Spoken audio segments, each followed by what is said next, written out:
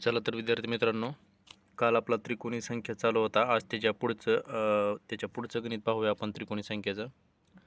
55 नंतरची 18वी त्रिकोणी संख्या काढा. सेम कालची प्रोसेस आहे. काल जे आपण गणित सोडवलेस त्याच गणितातला आपलाही पुढचा भाग आहे. 55 नंतरची 18वी त्रिकोणी संख्या काढा. मग स्टेप पहिली काय होती आपली? 55 नंतरची म्हणजे 55 गुणवले 2 करायचं पहिलं. किती येते? 55 दोन्ही 110. 55 दोन्ही 110. नंतर 10 110. तर 110च्या अगोदरची आपली जी पूर्ण वर्ग संख्या आहे ती घ्यायची. म्हणजे इथे काय येणार? 100 ही 110च्या अगोदरची पूर्ण वर्ग संख्या आहे. मग याचं किती येणार? वर्गमूळ 10 येणार. तिसरी स्टेप. तर काय सांगितलं आपल्याला? त्याच्या पुढची 18वी त्रिकोणी संख्या काढायची. 18वी त्रिकोणी संख्या. मग 10 अधिक 18. 18 आणि 10 किती होते? 18 आणि 10 28. बरोबर आहे का? आणि आपली लास्टची चौथी स्टेप होती 28च्या पुढची संख्या काय काढताना? त्रिकोणी संख्या काढताना 28 गुणिले 29 भागिले 2 किती येणार? बे एक बे बे एक बे बे चौक 8. मग आता काय राहणार इथं? 29 गुणिले किती आहे? 14. 4 9 36ला 6 4 3 4 2 8 9 10 11 116 आहे. इथं पुढचं 9 1 9 बे एक बे 9 10 0 4 1 2 आणि 2 4. तर 55 नंतरची 18वी त्रिकोणी संख्या किती येणार आपली? 406. तर हे राहील आपलं उत्तर 406.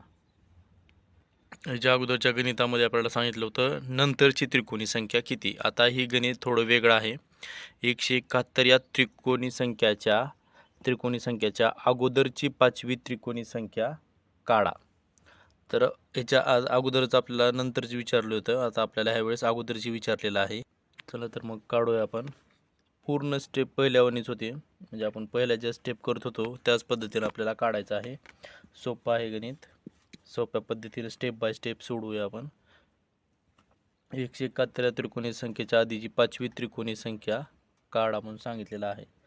फर्स्ट स्टेप काय होती आपली? 171 गुणिले 2 गुणिले 2 करायचं. म्हणजे पहिलं पाया काढून घ्यायचा. बे एक बे 7 दोन्ही 14ला 4 4ला 1 बे एक बे आणि 342. 342 काय आला? पाय आलेला आहे. तर आता दुसरी स्टेप सेम प्रोसेस करायची, काय सुद्धा नाही. 342च्या अगोदरची पूर्ण वर्ग संख्या घ्यायची आपल्याला. 342च्या अगोदरची पूर्ण वर्ग संख्या किती आहे? 324. बरोबर आहे का? मग 324चा आपल्याला वर्गमूळ घ्यायचं आहे. 324चं वर्गमूळ किती आहे? 18. म्हणजे 18 हा काय झाला? आपला पाया झाला. बरोबर आहे का? 18 हा पाया झाला.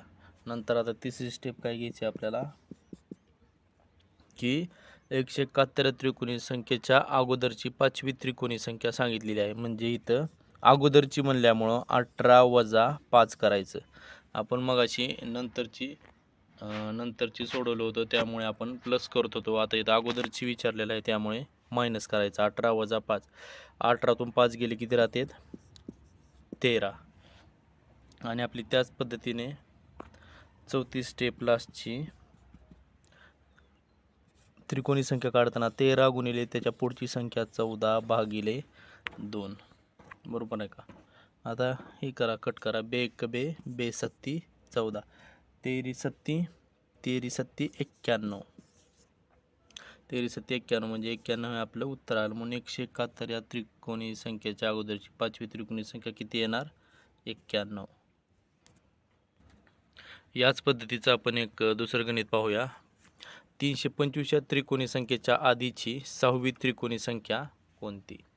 आधीची म्हणजे अगोदरची, म्हणजे गेल्या वेळी जे आपण गणित सोडवलं होतं त्याच पद्धतीनं सोडवायचं. ही पण स्टेप फर्स्ट आपली 325 गुणिले 2. 325 दोन्ही किती येणार?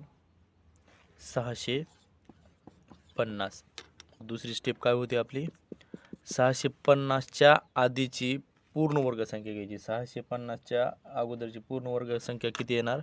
625. तर या 625चं वर्गमूळ घ्यायचं, किती येणार? 25. 625चं वर्गमूळ येणार 25, म्हणजे हा झाला आपला पाया आला. तर याची तिसरी स्टेप घ्यायची. आपल्याला काय विचारले? 325 त्रिकोणी संख्येच्या अगोदरची 6वी त्रिकोणी संख्या. अगोदरची म्हणजे मायनस करायचं.